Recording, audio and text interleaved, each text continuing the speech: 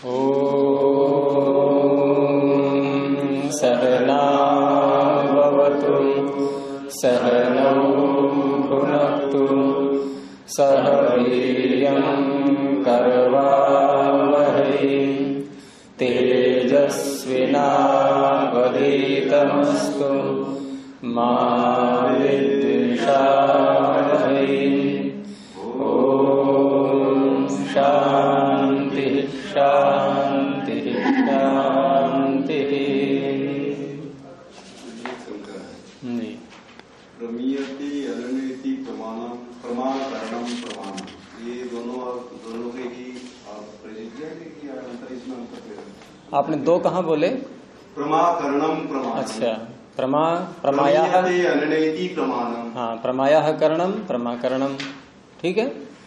यहाँ केवल हमने शब्द का विग्रह किया है।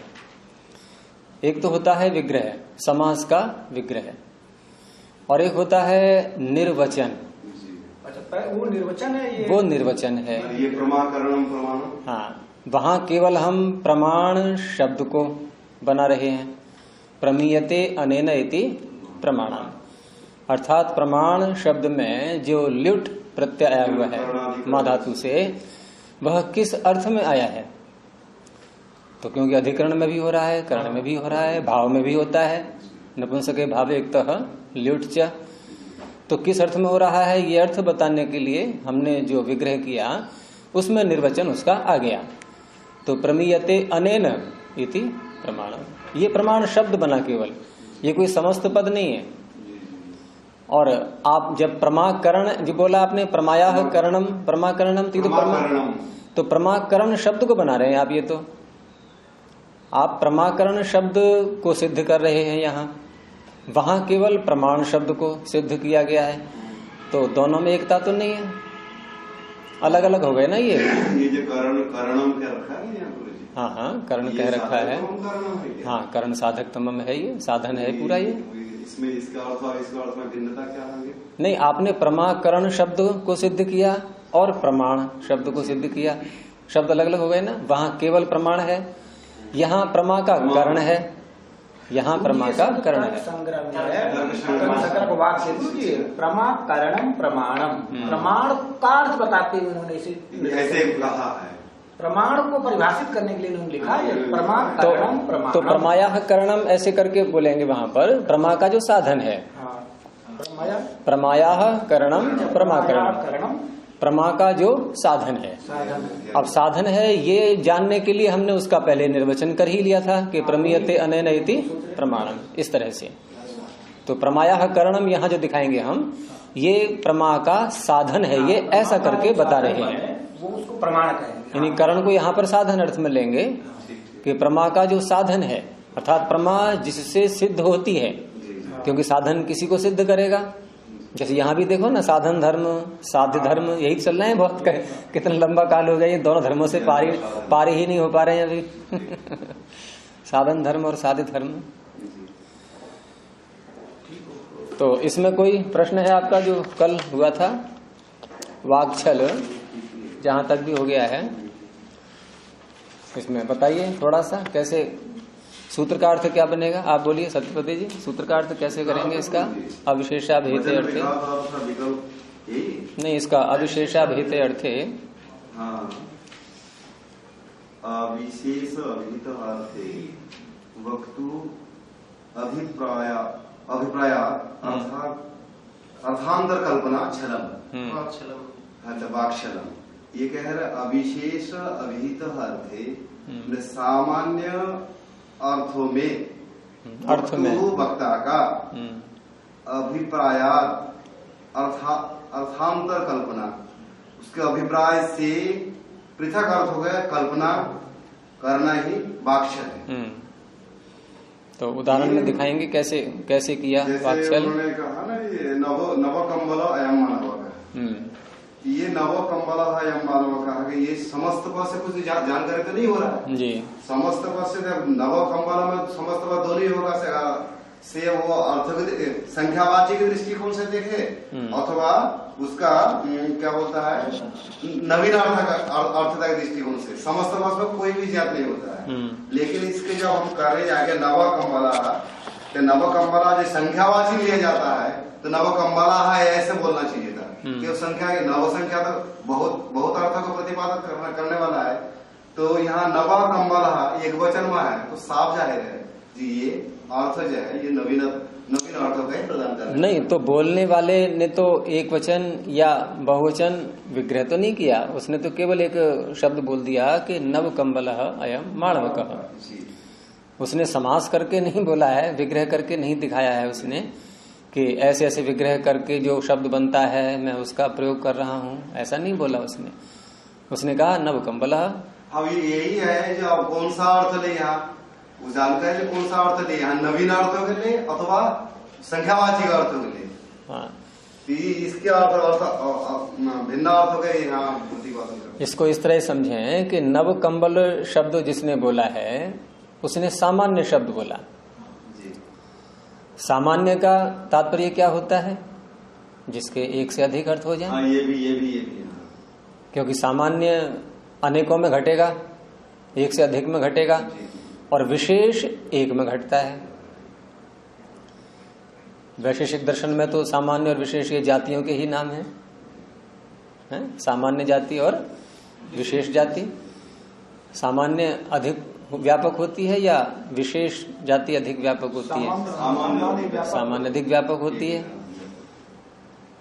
और जो जिसको हम सामान्य कहते हैं वो किसी की अपेक्षा से विशेष भी बन जाती है, वही जाति जिसको हमने सामान्य कहा वो किसी की अपेक्षा से विशेष भी बन जाती है। तो इस तरह से सामान्य और विशेष ये दोनों परिवर्तित भी होते रहते हैं। हाँ, लेकिन एक स्थल ऐसा आएगा जहाँ सामान्य केवल सामान्य होगी और विशेष केवल विशेष होगी। तो सामान्य केवल सामान्य होगी, वो कौन सा स्थल आएगा जहाँ विशेष न बन पाए, वो केवल सामान्य ही रहे, ऐसी जाति कौन सी है? नवीन बताना कौन सी जाति ऐसी? सत्ता। सत्ता जाति सबसे बड़ी है। देखो विशेष जाति कब बन पाती है? सामान्य विशेष कब बन पाती है? जब उससे बड़ी और मिल जाए तो वही सामान्य विशेष बन जाएगी। और जिससे बड़ी और कोई जाति ही नहीं है वो सामान्य ही रहेगी। अब सत्ता जाति ऐसी है, इससे बड़ी जाति कौन सी ढूंढोगे आप? कि देखो इसमें सत्ता नहीं है, सत्ता इतने में है, और देखो ये बिना सत्ता के ऐसा कोई पदार्थ मिल जाएगा? सब में है, तो सबसे बड़ी है, इसलिए केवल सामान्य है। व्याकरण वाले सामान्य से विशेष अपवाद इसको भी ले सकते हैं। हाँ, वहां थोड़ा अन्य अर्थ में लेंगे, क्योंकि एक शब्द प्रसंग के अनुसार भिन्न भिन्न बातों को बोलता है। अब यहाँ भी कोई हम जाति अर्थ वैसे नहीं ले रहे हैं।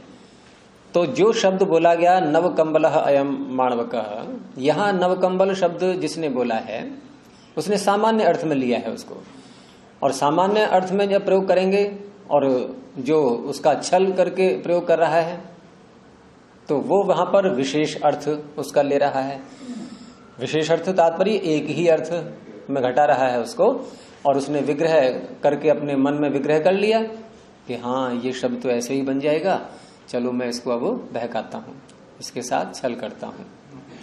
ऐसा होता है प्राय। तो उसने नव कम्बलाः अस्य, इस विग्रह को स्वीकार करते हुए हैं, और उसने उसकी बात का खंडन किया। अब वो ये कहेगा कि आपने जो विशेष अर्थ लिया है, तो विशेष अर्थ लेने पर आपको कारण बताना होगा कि विशेष अर्थ आपने किस कारण से लिया है। आगे जो आया था ना वाक्य कि विशेषो वक्तव्यः एतस्याम अन्यतर अभिधान कल्पनायाम विशेषो वक्तव्यः, कि आपको यहाँ पर एक जो अर्थ आपने कल्पित किया है दोनों में से, कि नया कंबल और नौ कंबल, इन दो में से आपने एक को चुना। किसको चुना? नौ कंबल वाला अर्थ। तो इस कल्पना में आपको विशेष बताना होगा कि आपने ये अर्थ क्यों चुना। क्या आपको ये 9 कंबल संख्या में दिखाई दे रहे थे इसलिए चुना, कि आपको यहाँ बहुत बड़ा गट्ठर कोई दिखाई दे रहा है कंबल का, कि जिसमें आपको संभावना लग रही हो कि इसमें 9 कंबल रखे हुए हैं? आपको कुछ न कुछ यहाँ पर ऐसा संकेत देना होगा जिससे ये पता लगे कि आपने इस अर्थ को चुना है, इस अर्थ की ओर आपका रुझान हुआ है। यस्माद् विशेषः अर्थ विशेषेषु विज्ञायते। अर्थ विशेषेषु अलग अलग, ये विशेष, ये विशेष, ये विशेष, ये विशेष, बहुत सारे विशेष अर्थ हैं। उनमें से एक विशेष जिस हेतु से यस्मात् विज्ञायते जाना जा रहा है कि अयम अर्थः अनेन अभिहितः, यह अर्थ जिसके द्वारा कहा जाए, ऐसा कोई हेतु, कोई कारण, कोई विशेषता वो आपको बतानी होगी। सच विशेषो नास्ति, वो आपने कोई बोला ही नहीं, आपने कोई कारण नहीं बताया कि आपने 9 अर्थ किस लिए लिया था, क्या सोच करके लिया। अरे सीधी सी बात है, एक कंबल है, एक बच्चा है, एक छोटा सा कंबल उसके साथ में है, ये 9 संख्या की उत्पत्ति आपने कहां से कर लिया? ये अर्थ कैसे आपके अंदर जग गया कि 9 अर्थ इसका ले लिया जाए? वो विशेष आपने कुछ भी नहीं बताया है। इसलिए तस्मात् मिथ्या अभियोग मात्रम, ये केवल आपका मिथ्या अभियोग मात्र है। इस तरह से है। अब आगे और थोड़ा विषय बढ़ाते हैं कि प्रसिद्धश्च लोके शब्दार्थ संबंधः, लोक में शब्द का और अर्थ का संबंध प्रसिद्ध है। और वैसे भी हम शब्द के अर्थ को कब समझ पाते हैं? जैसे बच्चे सीखते हैं, बच्चों को सिखाया जाता है कि इस शब्द का ये अर्थ है, तो शिक्षण पद्धति किस प्रकार से होती है, उसकी प्रक्रिया कैसी होती है? तो वहाँ अनेक प्रकार हैं, वहाँ वृद्धों का व्यवहार है और भी हैं। तो तो इस तरह से वहाँ एक एक वस्तु के साथ हम जोड़ करके इसको संकेत बोलते हैं। शब्द जो अपने अर्थ को बोलता है ये संकेत है। ये शब्द क्या है? संकेत, अर्थ के संकेत। तो वहां संकेत कर करके हम किसी को सिखाते हैं कि अमुक शब्द अमुक अर्थ का वाचक है। तो इस तरह से लोक में वो शब्द अपने अर्थ को कहने के लिए प्रसिद्ध हो जाते हैं। जब प्रसिद्ध हो जाते हैं, अब वहां कोई हमें समस्या नहीं होती समझने में। कितनी शीघ्रता से हम लोग वार्तालाप कर लेते हैं आपस में। तो जब वार्तालाप कर रहे होते हैं और विशेष करके झगड़ा हो कहीं आपस में, तो कितनी शीघ्रता से बोलना पड़ता है झगड़े में। वैसे आदमी धैर्य पूर्वक बोल लेगा धीरे धीरे, और गुस्सा आ रही हो तो धैर्य होता है उस समय अपनी बात सिद्ध करनी होती है ना, ताकि दूसरी की बात जितनी भी शक्ति लगा सकता है वेग से बोलने में वो लगाएगा। और समझने वाले को कठिनता हो रही है, कोई किसी ने क्या वाक्य बोला है, कौन कौन से शब्द बोले हैं, इसका ये अर्थ है, इसका ये अर्थ है, ऐसे फिट करता रहेगा वो अर्थों को एक एक करके। बहुत शीघ्रता से बोलने वाला बोल रहा है, सुनने वाला समझ रहा है, कहीं कोई बाधा नहीं आ रही है। तो जिस भाषा के हम ज्ञाता हो जाते हैं, वो ज्ञाता कैसे, ज्ञाता कब कह पाएंगे कि हमने शब्द के द्वारा जो अर्थ संकेतित किया जा रहा है उसको समझ लिया है। तो इस तरह से वो शब्द अपने अर्थ को कहने में प्रसिद्ध हो जाते हैं। उसी को यहाँ कहा गया कि प्रसिद्धश्च लोके शब्दार्थ संबंध। क्या संबंध होता है उनमें? तो कहा अभिधान अभिधेय नियम नियोग। अभिधान, अभिधान किसे कहते हैं? नाम। अभिधीयते अनेन इति अभिधानम। धा धातु के पूर्व हम जब अभी उपसर्ग लगा देते हैं तो वैसे धा का अर्थ अकेला प्रयोग करेंगे तो क्या होता है? धारण पोषण। दुधाएं धारण पोषण हो। लेकिन अभी उपसर्ग लगा करके जब प्रयोग करते हैं धा धातु के साथ में, तो इसका अर्थ होता है कहना, कथन। तो अभिधीयते अनेन इति, जिसके द्वारा कहा जाता है। वो कौन है? शब्द, नाम, संज्ञा। तो अभिधान हो गया नाम, और अभिधेय जिसको कहा जा रहा है, जो कहने योग्य है। इसी से बनता है अभिधा वृत्ति। भाषा में 3 प्रकार की मानी गई है ना वृत्तियां, कौन कौन सी? अभिधा, लक्षणा, व्यंजना। व्यंजना। तो अभिधा एक सामान्य एक वृत्ति है ये, और विशेष करके बच्चों के साथ हम जब बोलते हैं तो अभिधावृत्ति में ही बोलते हैं, वहां लक्षणा व्यंजना बच्चे क्या समझेंगे।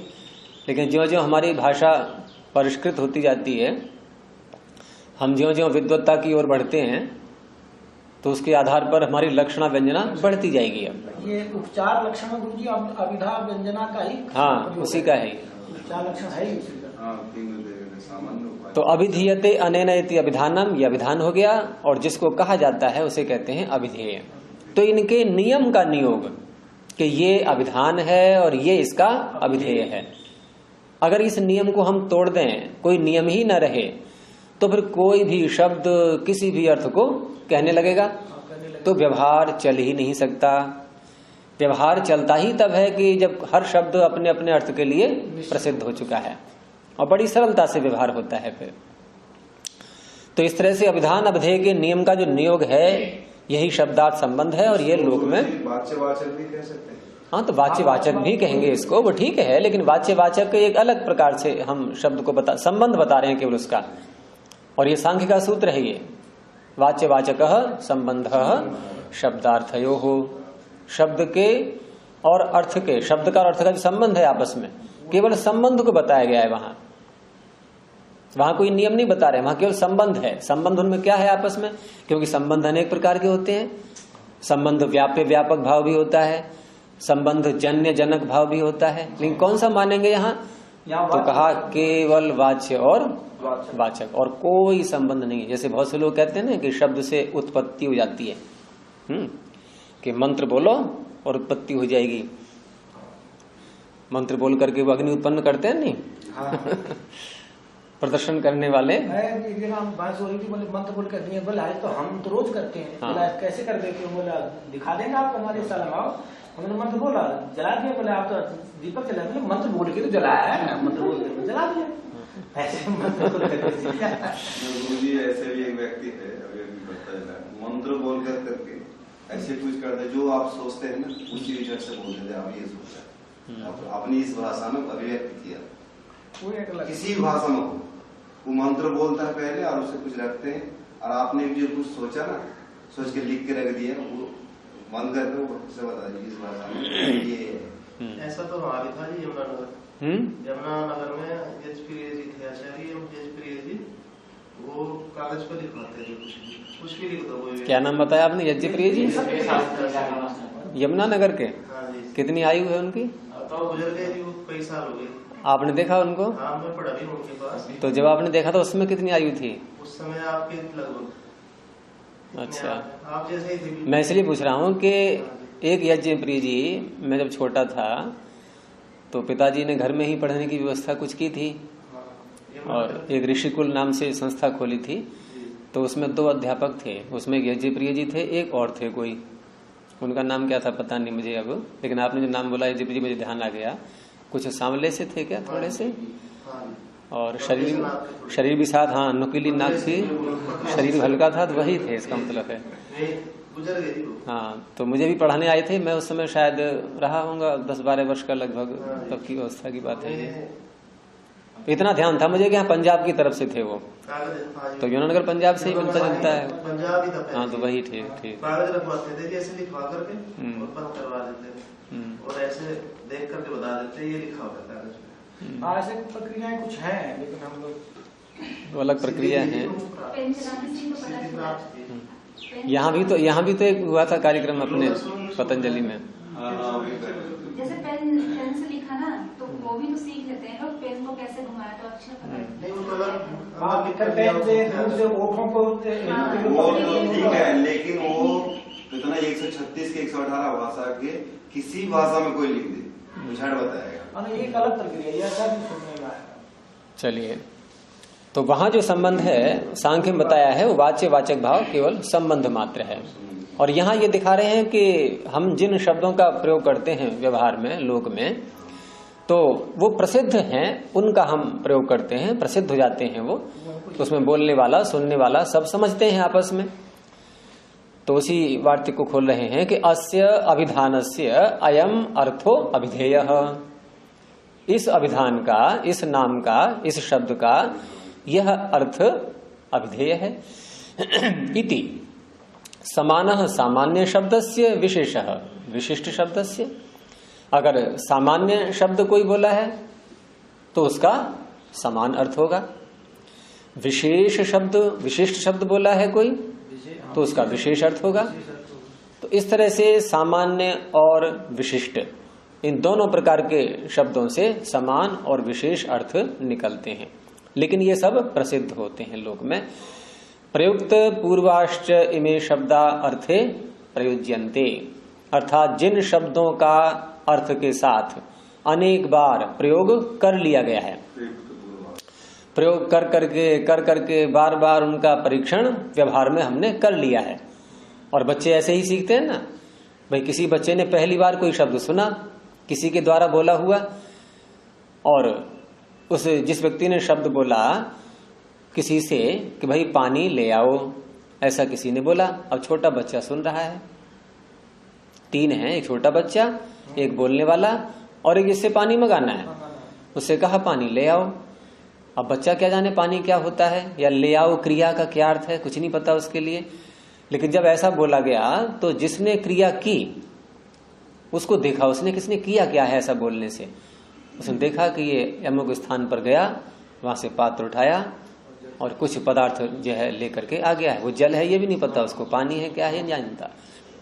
अब ऐसा ही प्रयोग उसने बार बार कई बार देखा।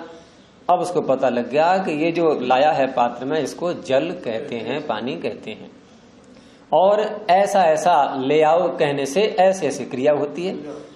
तो इस तरह से क्या है, ये प्रयुक्त पूर्वाश्रय में शब्द है, कई बार जिनका प्रयोग हो चुका है, ऐसे शब्द अर्थ में प्रयुक्त किए जाते हैं। न अप्रयुक्त पूर्वाह, जिनका पहले प्रयोग ही कभी नहीं हुआ है, तो पहले क्या करना पड़ेगा, प्रथम बार यदि कोई शब्द बोल रहे हैं तो बताना पड़ेगा, तो पहले सारी हिस्ट्री बतानी होगी उसकी कि ये ऐसा शब्द है, इसका वाच्य और ये इसका पदार्थ है वाच्य है। पहले हमें श्रोता के लिए सारा समझाना होगा। गवय के भी लिए कह सकते हैं, गवय जैसे है ना, गौ के गौ तो देखा ना, गवय हाँ, गवय लवय ऐसे है। हाँ, वहां तो चलो हम पूरा नहीं समझा रहे, केवल एक गाय को दिखा करके हमने कहा कि जैसे तुम इस गाय को देख रहे हो ऐसे ही गवय होती है। तो इतना बता करके केवल हमने छोड़ दिया, एक सामान्य सा ज्ञान कराया उसके लिए। और बाद में जब वो देखता है जंगल में जाकर के, खेत में कहीं पर किसी एक प्राणी को, और लगता है कि हाँ ये तो गाय के ही समान है, अब उसको पीछे की स्मृति आ रही है जो पीछे उसने सुन रखा है। और वहां उस अवस्था में क्या करता है, वो गवय शब्द को उस प्राणी के साथ में जोड़ता है। इसे कहते हैं उपमान प्रमाण। और उपमान प्रमाण को वास्तव में लोग समझ नहीं पाते हैं। उपमान प्रमाण का अर्थ क्या कर लेते हैं कि इसके समान ये है, बस समानता जहां देखी उपमान प्रमाण। लेकिन उपमान प्रमाण यह नहीं है। उपमान प्रमाण कौन सा है, अर्थात उपमान प्रमाण ने कार्य कौन सा किया, केवल संज्ञा का वस्तु के साथ संबंध जोड़ना, यह है उपमान प्रमाण का कार्य। क्योंकि उस प्राणी को तो आपने प्रत्यक्ष देखा, प्राणी का ज्ञान तो प्रत्यक्ष से हो गया। फिर ये गवय है, ये जो शब्द आपने पहले सुन रखा था गवय शब्द, ये आपकी स्मृति में है, इसका संस्कार बन चुका है। अब उस गवय शब्द को जोड़ा ही तो है उसने वहां पर। हाँ, इस शब्द को हम शब्द प्रमाण से जान लिया, गवय शब्द को तो हाँ, तो प्राणी को हम प्रत्यक्ष प्रमाण से देख लिया, बस जोड़ा है दोनों के लिए, प्रमाणों को जोड़ दिया बस उसने। लगभग कोई समानता होगी, लगभग समान हो नहीं, समानता है ये भी उसकी स्मृति में है, क्योंकि ये पहले बता दिया गया था उसके लिए कि गाय के समान गवय होता है, ये उसको पहले बता दिया गया। तो पहले जो बात बताई जाती है, जिस समय बताई थी उस समय प्रत्यक्ष थी उसके लिए, वो अनुभव में आ गई उसकी। अब अनुभव से यहाँ स्मृति उत्पन्न हो रही है, स्मृति वृत्ति के द्वारा उसने पूर्व अनुभूत बात को उभार लिया। अब यहाँ गवय शब्द को केवल जोड़ना मात्र रह गया है बस। उसको ये तो नहीं पता ये प्राणी का नाम क्या है, तो नाम ही तो जोड़ा है उसके साथ हम, बस यही उपमान प्रमाण है। उसके पास नाम भी पहले से शब्द प्रमाण से नाम जानता है, प्रत्यक्ष प्रमाण से प्राणी देख रहा है, तो उपमान ने उसको जोड़ दिया। लेकिन यहाँ उपमान प्रमाण नहीं, यहाँ हर शब्द का हर अर्थ के साथ ये प्रत्यक्ष पहले हम ज्ञान कर रहे हैं, यहाँ कोई बता नहीं जा रहा है। और कई बार प्रयोग कर करके उनका हमें अभ्यास हो गया। तो ऐसे जो अभ्यस्त शब्द हैं अपने अपने अर्थ को कहने वाले, उनका प्रयोग किया जाता है। प्रयुक्त पूर्वाष्ट इमे शब्दा अर्थे प्रयुज्यन्ते न अप्रयुक्त पूर्वा। जिनका प्रयोग पहले नहीं हुआ है उनको ऐसे नहीं प्रयोग करते अचानक। और प्रयोग क्यों होता है, किसके लिए होता है? उत्तर दिया, प्रयोगश्च अर्थ संप्रत्ययार्थः। हम जब भी किसी शब्द का प्रयोग करते हैं तो क्यों करते हैं? किसी अर्थ का ज्ञान कराने के लिए। अर्थ संप्रत्यय, सम्यक प्रत्यय, अर्थ का सम्यक प्रत्यय कराने के लिए। क्यों कराना पड़ता है अर्थ का ज्ञान? उत्तर दिया, अर्थ प्रत्ययाच्य व्यवहारः। अर्थ का प्रत्यय यदि नहीं होगा तो व्यवहार चलेगा ही नहीं लोक में। हम आपस में बातचीत ही नहीं कर पाएंगे ढंग से फिर, क्योंकि शब्द से अर्थ तो निकल नहीं रहा है कोई भी। तो अर्थ प्रत्यय होने से सारे व्यवहार चल रहे हैं। ज्ञान, हाँ, प्रत्यय के बहुत अर्थ होते हैं, यहाँ ज्ञान है। प्रतीयते अनेन अर्थः इति प्रत्ययः, वो एक प्रत्यय अलग हो गया, वो व्याकरण का प्रत्यय हो गया कि जिससे नहीं, धातु नहीं, धातु के आगे जोड़ते हैं। धातु का तो अर्थ निर्दिष्ट है, प्रत्यय का अर्थ निर्दिष्ट नहीं है। ऐसे धातु का तो ठीक है, धातु पाठ में आ गए अर्थ, लेकिन धातु से जो शब्द हम बनाने जा रहे हैं, अब वो शब्द केवल धातु का ही तो अर्थ नहीं आएगा उसमें। जैसे हमने कहा कि पच माने पकाना, अब पाचक बोला तो पाचक का भी अर्थ पकाना है क्या? बदला ना अर्थ। तो ये बदलने का काम किसने किया? प्रत्यय ने किया, ये अणुबल प्रत्यय ने कर दिया। लेकिन बदलने पर भी क्या उसने पच धातु का अर्थ खाना कर दिया है क्या? धातु अर्थ भी आ रहा है, धातु अर्थ तो है ही, लेकिन वो धातु अब कर्ता को कह रही है, अपने को नहीं कह रही है। अपने को कहने को बोलते हैं भाव। अपने को कहेगी धातु जब, उसको भाव कहते हैं। लेकिन अब ये कर्ता को कह रही है, तो कर्ता को कहना ये अर्थ कहां से आया? ये अणुबल ने कह दिया कि अणुबल प्रत्यय ये कर्ता को कहेगा। किसने बताया कर्ता को कहेगा ये? आचार्य जी, ये जो प्रत्यय है यहाँ पे और योग दर्शन वाला जो प्रत्यय है, हाँ, वहाँ वृत्ति है, वहाँ वृत्ति है, वृत्ति ज्ञान ही होती है। हाँ, चित्त के ज्ञानात्मक व्यापार को ही वृत्ति कहते हैं। हालांकि वृत्ति क्रियात्मक भी होती है, लेकिन योग दर्शन में जो बात आ रही है वृत्ति की, वो ज्ञानात्मक व्यापार ही है। तो ज्ञान ही छिपा हुआ है उसमें भी, उस प्रत्यय में भी। व्याकरण में पंचवृत्ति का है, सुवृत्ति, ये बता रहा हूँ। वहाँ वृत्ति का अर्थ व्यवहार, व्यवहार है, वही है। तो अणुबल प्रत्यय कर्ता को कहता है, ये किसने बताया? वो उत्तर नहीं दिया किसी ने। क्या बोले? अणुबल प्रत्यय कर्ता को कहता है, कर्ता अर्थ में होता है।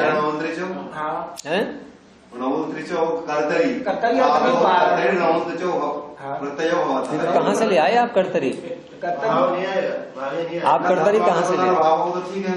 नहीं, कहाँ से लाए कर्तरी शब्द को? कर्तरी है कहाँ वहाँ? ये तो अंत में आएगा ना, कर्तरीकृत सूत्र अलग है चौथे पाद में। अर्थात जिन प्रत्ययों का किसी अर्थ में निर्देश नहीं किया गया है, वो सारे प्रत्यय कर्ता में होते हैं। वो एक सामान्य सूत्र है कर्तरीकृत। तो इस तरह से अर्थ प्रत्ययाच्य व्यवहार, अर्थ के प्रत्यय होने से, ज्ञान होने से हमारा व्यवहार चलता है। तो ये सैद्धांतिक बातें बताई इन्होंने कुछ। तत्र एवं अर्थगत्यर्थे शब्द प्रयोगे, ये सब क्यों बताना पड़ा? क्योंकि यहाँ पर जिस वक्ता ने कहा नवकंबलः, वो जिस अर्थ में उसको ले रहा था उसका विघात यहाँ कर रहा है दूसरा व्यक्ति। तो अर्थ कैसे निकलता है और वो न लेकर के उसने कैसे विघात किया है, ये दिखा रहे हैं।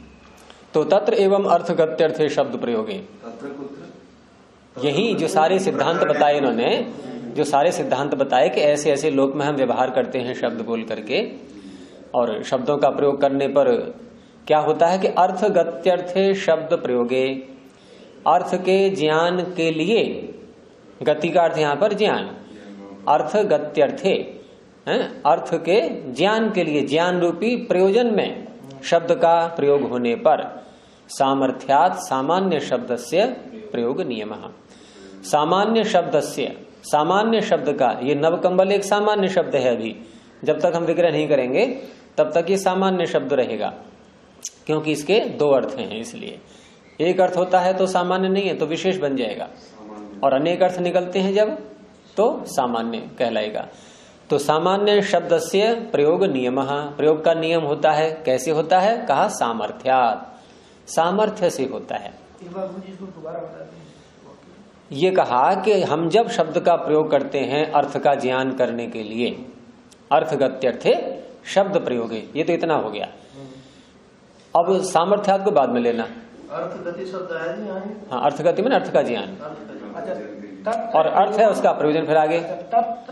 अर्थगति में अर्थ है और एक आगे अर्थ और है, अगला अर्थ है ये प्रयोजन। शब्द का प्रयोग क्यों होता है? अर्थ का ज्ञान करने के लिए। तो करने के लिए में हम अर्थ का प्रयोग करते हैं नहीं।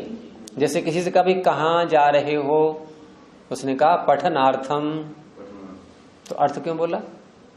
पठन रूपी प्रयोजन के लिए, यानी पढ़ने के लिए। तो के लिए अर्थ में अर्थ शब्द का प्रयोग होता है। अच्छा जी, यहाँ जो ये गति और प्रत्यय दो शब्द हैं, एक ही अर्थ में दोनों? गति और प्रत्यय कहाँ है? प्रत्यय तो पूर्व में है ना, अर्थ प्रत्ययाच नहीं, वो तो हो गया, अर्थ प्रत्याच व्यवहार, ये वाक्य अलग हो गया, विराम लग गया यहाँ पर, ठीक है। नहीं, मैं ये कह रहा है अच्छा जी कि जैसे गति शब्द है, इसका अर्थ है ज्ञान, ज्ञान, हाँ, और प्रत्यय जो पहले है इसका भी उसका भी ज्ञान है, एक ही अर्थ में, एक ही अर्थ है, कोई बात नहीं। गति का प्राप्ति भी होता है। आप यहाँ प्राप्ति ले लो, अर्थ की प्राप्ति के लिए शब्द का प्रयोग क्यों करते हैं? अर्थ की प्राप्ति के लिए। तो प्राप्ति एक प्रकार से ज्ञान ही तो है, हम उसको जानेंगे, प्राप्त करेंगे तो इंद्रियार्थ सन्निकर्ष होगा कि नहीं? और इंद्रियार्थ सन्निकर्ष से क्या उत्पन्न होता है? ज्ञान होता है। सामर्थ्य शक्ति, हैं? ये सामर्थ्य ना, शक्ति, शक्ति है ना, तीन अर्थ होते हैं, ज्ञान बताएंगे। तो तो इस तरह से अर्थ के ज्ञान के लिए शब्द का प्रयोग करने पर, ठीक है, सती सप्तमी।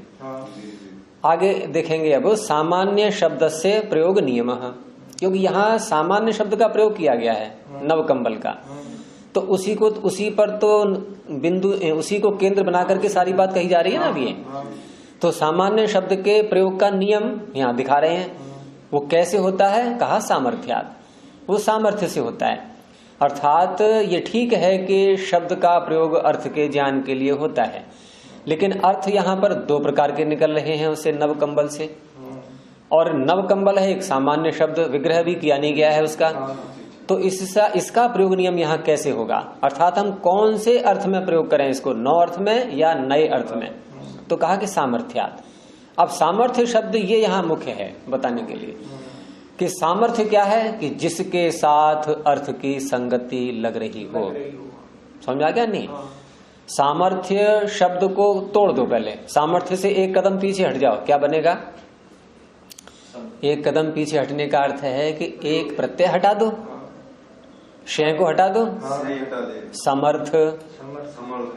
सामर्थ्य से एक कदम पीछे का अर्थ है समर्थ। जैसे कोई कहे कि विसर्ग से एक कदम पीछे हटो, तो क्या अर्थ हुआ? रेफ। रेफ से एक कदम पीछे हटो तो क्या हुआ? सकार। सकार से, इस तरह से हम बोलते हैं नहीं। तो ऐसे ही यहाँ पर सामर्थ्य से पीछे हटे समर्थ। तो समर्थ क्या होता है? अर्थेन संगतः समर्थ, अर्थ के साथ ये जुड़ा हुआ है, तो उसी का भाव कहलाता है सामर्थ्य। तो यहाँ जो नव कंबल में नव शब्द आ रहा है, ये ठीक है कि नौ और नया दो अर्थ हैं इसके, लेकिन यहाँ प्रकरण के अनुसार है, तुम्हारे सामने बच्चा बैठा है छोटा सा, वो नौ कंबल तो ओढ़ेगा नहीं है। तुम्हारी बुद्धि कहाँ पहुंच रही है? नौ अर्थ लेने वाले से पूछ रहे हैं कि तुमने कैसे अर्थ ले लिया। अरे प्रकरण को देखो, प्रसंग को देखो, यहाँ क्या चल रहा है। कंबल भी एक छोटी सी आकार में ही दिखाई दे रहा है, 9 कंबल होंगे तो चट्टान लग बन जाएगा। 9 कंबलों का आकार कितना बड़ा हो जाएगा। तो इस सामर्थ्य से ये ठीक है कि सामान्य शब्द का प्रयोग है, उसमें आपत्ति नहीं है। कोई ये कहे कि भाई इसका 9 अर्थ होता ही नहीं, ये तो गलत है। होता तो 9 अर्थ भी है और नया अर्थ भी होता है। नया अर्थ होता है, ये भी तो सही है। तो वो कहेगा जब नया अर्थ होता है तो आपने 9 क्यों ले लिया था? ये आपके दिमाग में क्या घूम रहा था कि मैं 9 अर्थ ले लूं? यहाँ ये खंडन कर रहे हैं उसका। है ना, कि ऐसा तुमने क्यों बोला है ये। तो सामर्थ्यात, सामर्थ्य से सामान्य शब्द के प्रयोग का नियम सिद्ध होता है यहाँ। और सामर्थ्य से यहाँ पर वही अर्थ निकल रहा है, नया, नौ अर्थ नहीं निकल रहा है, क्योंकि उसी के साथ अर्थ की संगति यहाँ लग रही है। अब थोड़ा सा और सरल करके अन्य उदाहरण से समझाते हैं, जैसे आपको इतना नहीं समझ में आया अभी, तो अब आ जाएगा समझ में। तो वाक्य बोला कि 3 वाक्य बोले इन्होंने, अजाम ग्रामम नय, अजा को गांव ले जाओ, बकरी को गांव ले जाओ। अब अजा शब्द सामान्य है या विशेष है? अजा सामान्य है। सामान्य है, जितनी भी बकरियां हैं वो सब अजा ही तो हैं। ग्राम शब्द सामान्य है कि विशेष है? ये भी सामान्य है। ये भी सामान्य है, बहुत सारे गांव हैं। तो किसी से कहा कि बकरी को गांव ले जाओ, उसने क्या किया कि पड़ोसी की बकरी खोली और किसी और गांव को लेके चल दिया। तो कहेंगे नहीं बड़ा मूर्ख है ये, अरे ये पास में बकरी बंधी है इसकी बात हो रही थी कि नहीं आपने अजा शब्द कहा था, मैं स्वतंत्र हूँ, कुछ भी कोई सी बकरी ले सकता हूँ और किसी गांव को ले जाओ, और आप किसी भी गांव को ले सकता हूँ, मैं आपका ही कहना मान रहा हूँ, आपकी आज्ञा का उल्लंघन नहीं कर रहा हूँ। तो इस तरह से अर्थ नहीं होते, ऐसा व्यवहार नहीं चलेगा। तो भले ही ये सामान्य शब्द है, लेकिन फिर भी इसकी संगति कहाँ लग रही है? जो निकट में बकरी बंधी हुई है, जो अपनी है, और अपने गांव में ले जाना, और अपने गांव में अपने गांव ले जाना प्रसंग के अनुसार, जो क्योंकि पीछे कह चुके हैं कि प्रयुक्त पूर्वाश्रय में शब्दा अर्थे प्रयुज्यन्ते। तो इस तरह से अजाम ग्रामम नय, यहाँ ऐसे अर्थ करेंगे। ऐसे ही सर्पि ही आहर, सर्पिर आहर, सर्पिश शब्द है ये, घी अर्थ में आता है नहीं, ये तो वैयाकरण सब जानते हैं, खूब प्रयोग होता है सर्पिर का। क्योंकि पाणिनि को पढ़ने वाले बिना घी खाए कैसे पाणिनि को पढ़ लेंगे? ये महाराज जी कहते हैं ओदन प्रिया पाणिनि ये छेद में है, प्रशंसा में नहीं है। ये उदाहरण पहले हम लोग बड़ा खुश होते थे जब छोटी छोटी बाल पता चला है, तो निंदा में है ओदन प्रिया पाणिनि, प्रशंसा में नहीं। चावल ज्यादा प्रिय लगते हैं। तो सर्पिर आहर जब कहा गया घी ले आओ, ये कौन सी व्यक्ति है सर्पिर? सर्पिर आगे द्वितीय है ना, तो द्वितीय है, तो ये कैसे बन गया? सर्पिश शब्द है ना, ये नपुंसकलिंग में आता है, तो नपुंसकलिंग में अम प्रत्यय आएगा, लुक हो जाएगा उसका, सर्पिर ही तो रह गया। तो घी को ले आओ। अब घी को ले आओ तो सुनने वाला कहता है कि आप मुझे बहुत गलत आदेश दे रहे हैं, क्योंकि घी को मैं देख रहा हूं, मेरे मस्तिष्क में आ रही हैं सारी बातें, ये तो अनंत परिमाण में सारे संसार में घी विद्यमान है, बड़े बड़े हवाई जहाज आ रहे हैं, कंटेनर में घी लाए जा रहे हैं, मैं कैसे उठा के ले आऊंगा सारा इतना सारा घी? हाँ, आप मुझे गलत आदेश क्यों दे रहे हैं? ये नहीं, जाति नहीं कहेंगे इसके लिए, यहाँ पर ये छल का प्रयोग चल रहा है। तो इस तरह से यहाँ भी क्या तात्पर्य था कहने वाले का, क्या भाव है? अरे भाई जाओ, डिब्बे में घी रखा है, पूरा पीपा भी उठा के नहीं लाना है, पीपे में अलग रखा हुआ है, डिब्बे में अलग रखा हुआ है, खाने पर से चल रहा हो, वो पीपा उठा के ले आए तब भी कहेंगे बहुत मूर्ख है ये, पीपा ही उठा के ले आया। तो सर्पिर आहर सामान्य शब्द है सर्पी, लेकिन फिर भी एक विशेष परिमाण में जो घी रखा है उसी में प्रयोग होगा। आहर लोट मध्यम एक वचन। ऐसे ही ब्राह्मणम भोजय, पत्नी से कहा भाई ब्राह्मण को खाना खिला दो, उसने कहा मैं अकेले हैं, ब्राह्मण तो बहुत सारे हैं इस नगर में, मैं कैसे इतना बना लूंगी? जो कि बात हो रही है एक वचन वैसे भी आ रहा है ब्राह्मणम, लेकिन जात्याख्यायाम एकस्मिन, जाति में कुछ हो ही जाता है, उसने जाति ले ली पूरी। सारे ब्राह्मणों को कैसे खिला लूंगी? हाँ, कैसे खिला लूंगी? सारे ब्राह्मण ही है। तो इस तरह से बहुत से वाक्य आते हैं, लेकिन वहां हम जब एक समाधान निकाल लेते हैं, व्यवहार कर लेते हैं आपस में, शीघ्र ही समझ लेते हैं, वक्ता का कथन अभिप्राय श्रोता शीघ्र समझ लेता है। तो ऐसे ही यहाँ पर भी समझना चाहिए था, और वो नौ अर्थ ले रहा है उसका। तो ब्राह्मणम भोजय इति सामान्य शब्द, इन 3 वाक्यों में कितने सामान्य शब्द हैं? ये कई हो गए ना, आजा भी सामान्य, आजा, ग्राम, सर्पी, ग्राम, और 4 हो गए, है ना। तो सामान्य शब्दाः सन्तः, ये सामान्य शब्द होते हुए भी क्यों क्या हो रहा है इनके साथ में? अर्थावयवेषु, इनका जो अर्थ है, इनका अर्थ क्या है? पूरी जाति, है ना। अनंत, अनंतता के रूप में ले सकते हैं उसको।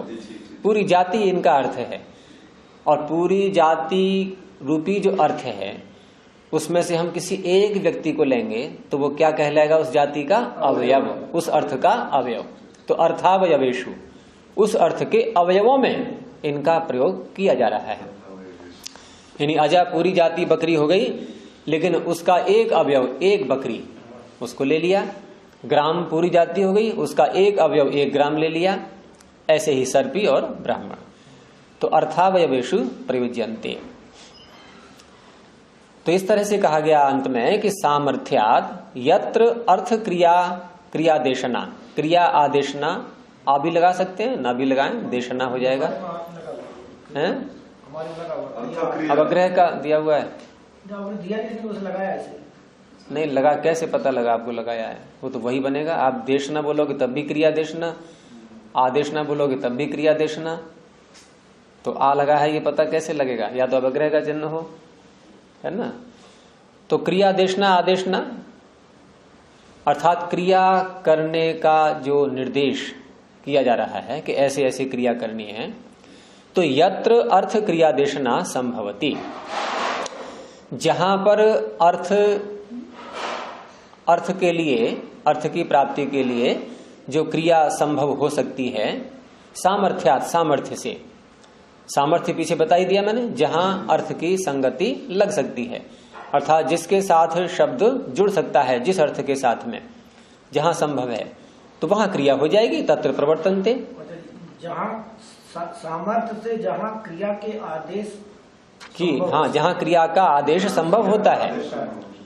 आदेशना स्त्रीलिंग में आ रहा है, ये देशना उसमें बनाते हैं ना, स्त्रीलिंग में शब्दों को युच प्रत्यय करके बनाते हैं ना। हाँ, दिश धातु है, णिच प्रत्यय करके, णिच प्रत्यय करके और फिर युच प्रत्यय कर लेते हैं। ण्यास श्रंथो युच, ण्यंत धातुओं से स्त्रीलिंग में युच प्रत्यय हो जाता है।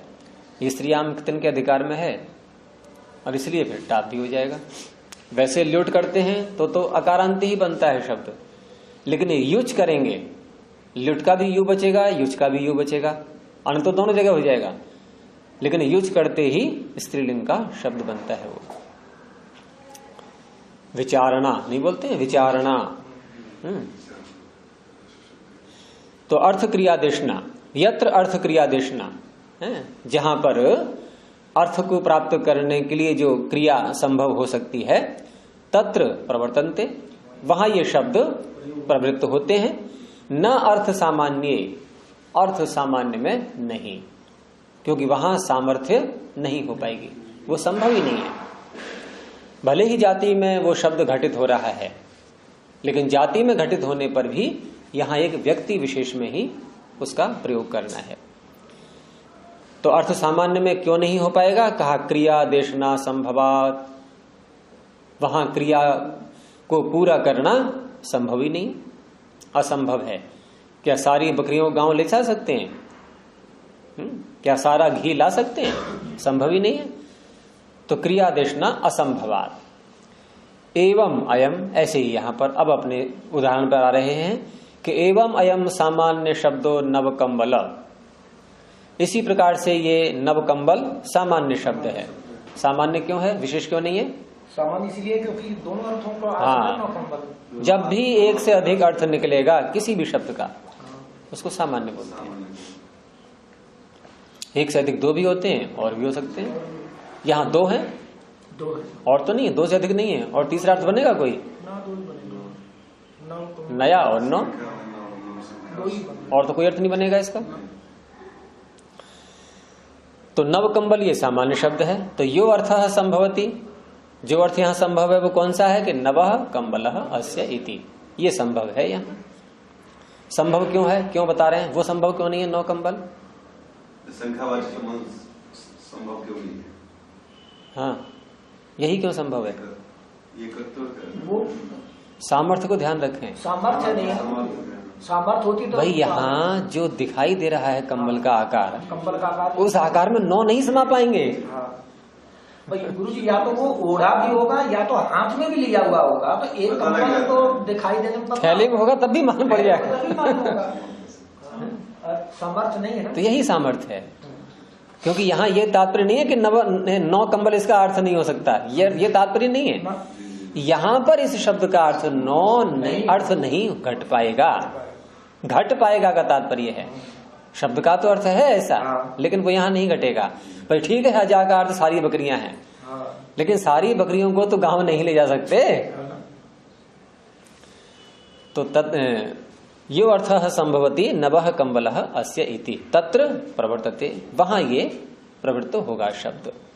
यस्तु न संभवती, जो संभव नहीं हो पा रहा है, नव कंबला अस्य इति। अभी ध्यान रखना, कोई प्रश्न कर सकता है आपसे कि क्यों नहीं है संभव ये अर्थ। जब समास हो रहा है तो संभव तो है, यहां तो संभव नहीं है, जहां बोला जा रहा है वहां संभव नहीं है। तो यस्तु न संभवते नव कंबला अस्य इति तत्र न प्रवर्तते, वहां प्रवृत्त नहीं होगा।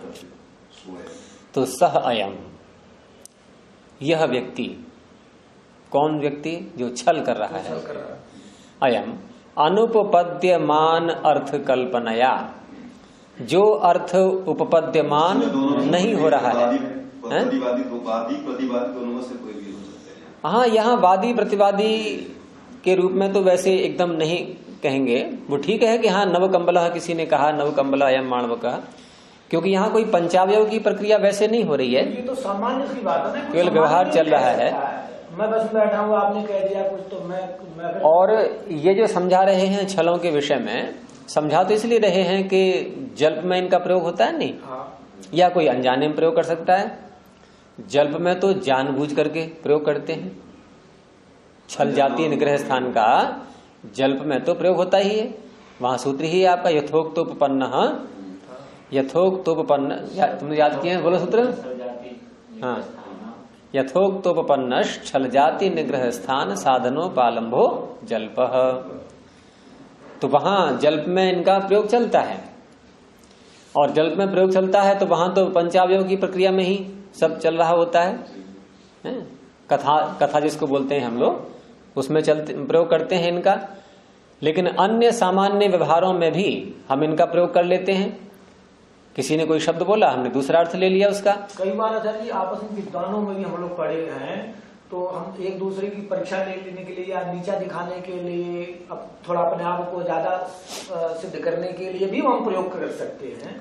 तो ऐसे स्थानों पर भी हमें प्रयुक्त होना पता होना चाहिए ना कि आपने ऐसा कैसे कर सकते। तो यहाँ जो उदाहरण दिए हैं इन्होंने, ये उदाहरण पंचावयव को दिखाते हुए नहीं दिए हैं, लेकिन पंचावयव में भी जो वाक्य बोले जाएंगे, हेतु इत्यादि, वो भी शब्द ऐसे होंगे बहुत से जो सामान्य शब्द होंगे, और वहां सामान्य शब्द का ऐसा ही हम एक अलग अर्थ लेकर के, जो वहां संभव नहीं है, और उसको दिखा करके वक्ता की बात का खंडन करने लगे, तो वो छल ही तो कहलाएगा वहां।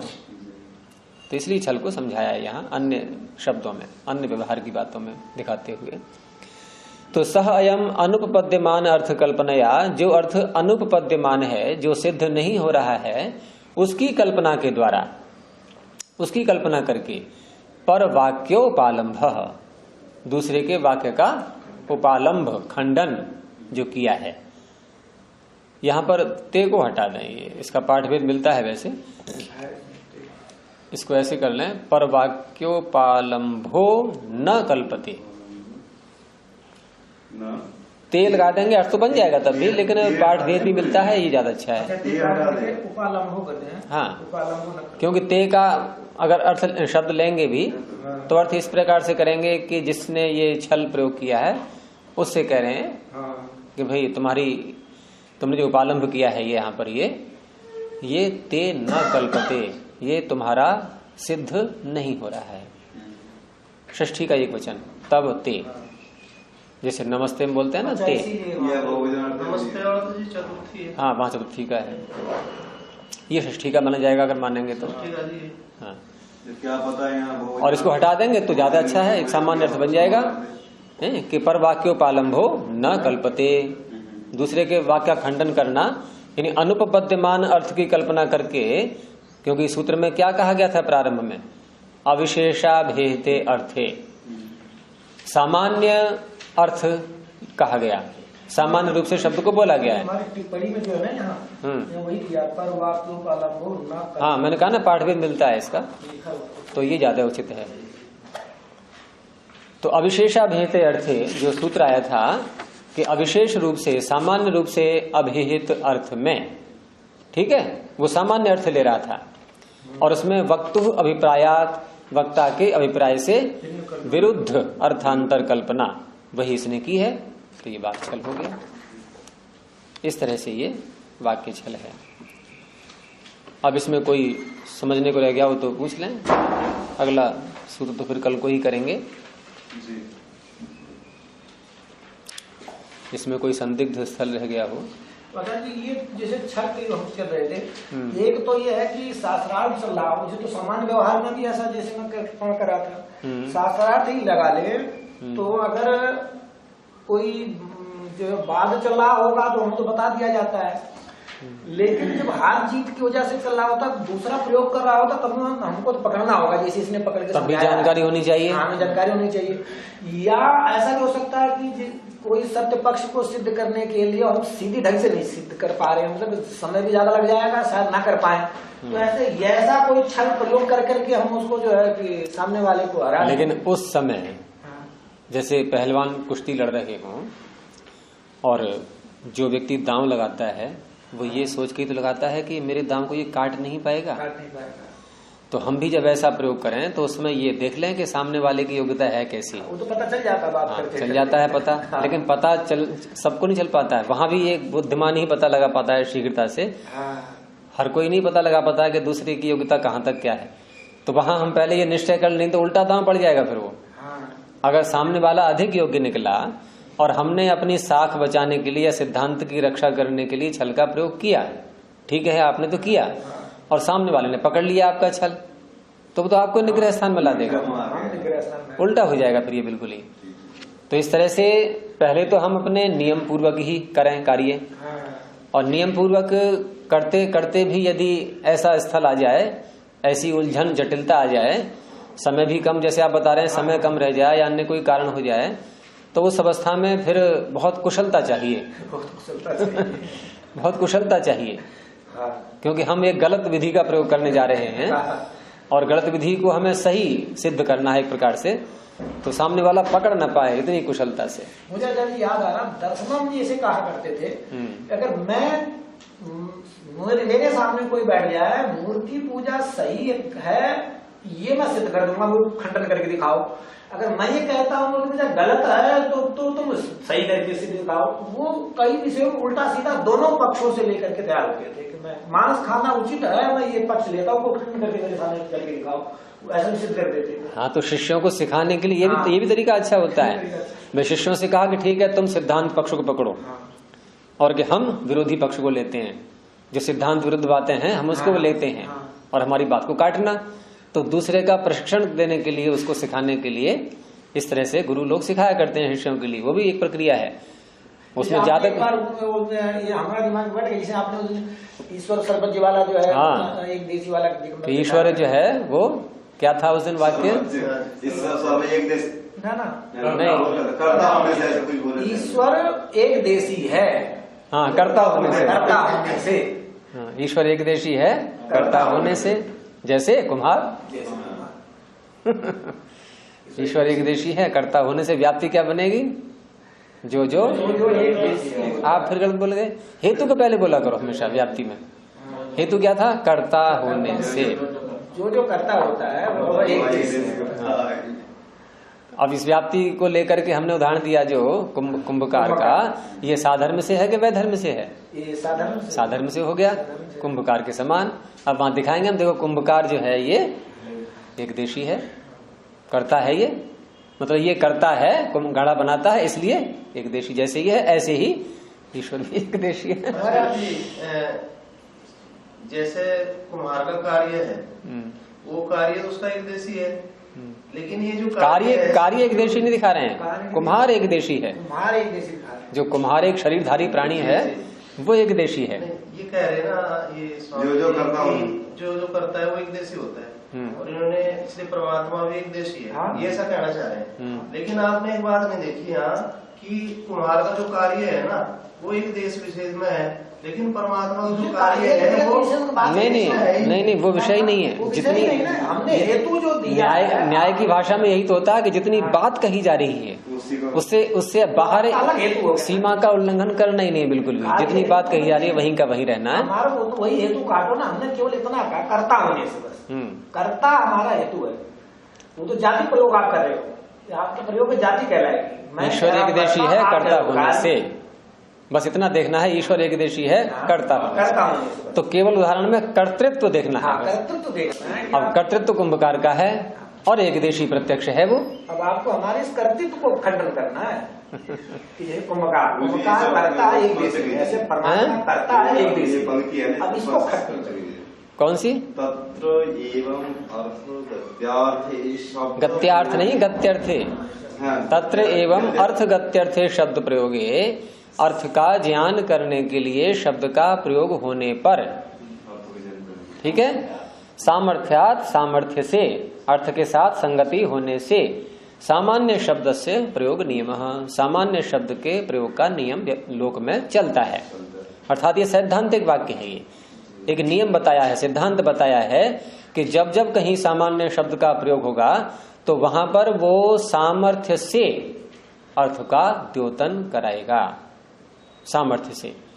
तो सामर्थ्य देखी जाती है शब्द की कि किसके साथ अर्थ के, किस अर्थ के साथ इसकी संगति संभव है, ये देखते हैं।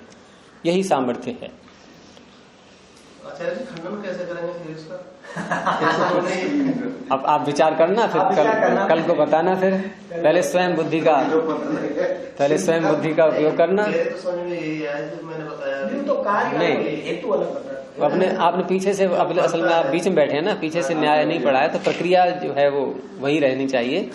न्याय की ही प्रक्रिया से ही खंडन करना है इसका, न्याय की प्रक्रिया से। हाँ, तो आप जो शब्द हमने हेतु दिया ना, आप हमारा हेतु काटो, हेतु गलत सिद्ध करो। यदि कर्ता एक देशी है तो उसका कार्य भी एक देशी होगा।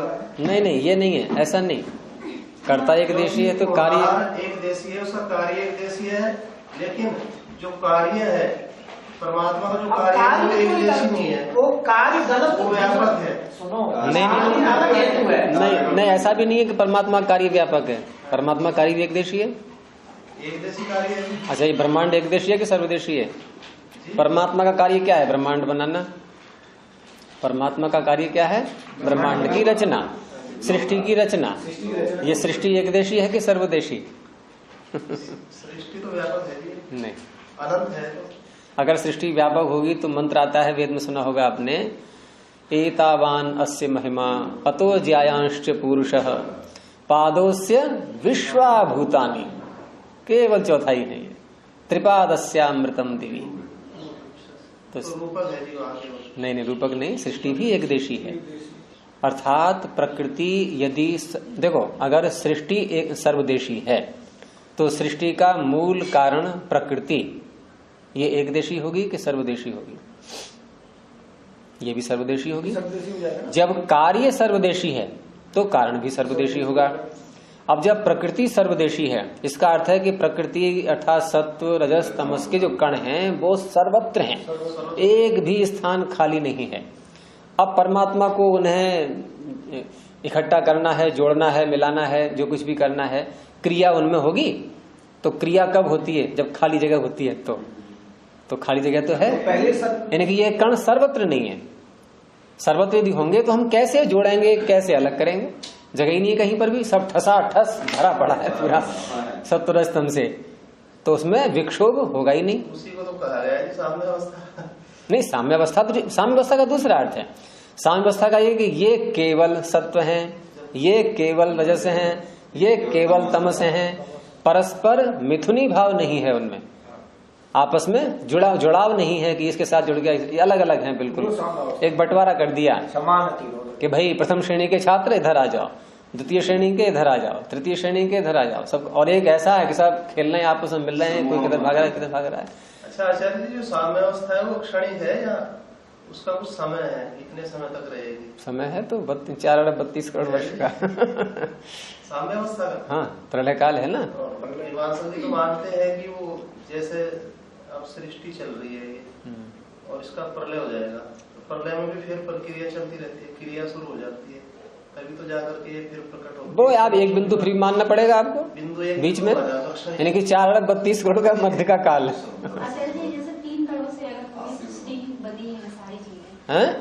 3 करोड़ से सारी सृष्टि बनी है, तो जो अंतर है वो क्या है? जैसे दूध, अनुपात का अंतर है। नहीं, दूध है, दूध का रंग सफेद है, उसका स्वाद अलग है, गेहूं का रंग और स्वाद स्वरूप अलग है, तीनों कण है उन्हीं में, तो जो अंतर है वो क्या है? अनुपात, अनुपात का अंतर। सिर्फ अनुपात। कंप्यूटर की भाषा कैसी होती है? 1 और 0, 2 ही तो है। यहाँ तो फिर भी 3 है वहां तो 1 और 0 2 ही हैं, और 2 ही होने से कितना सारा कार्य कंप्यूटर में चल रहा है।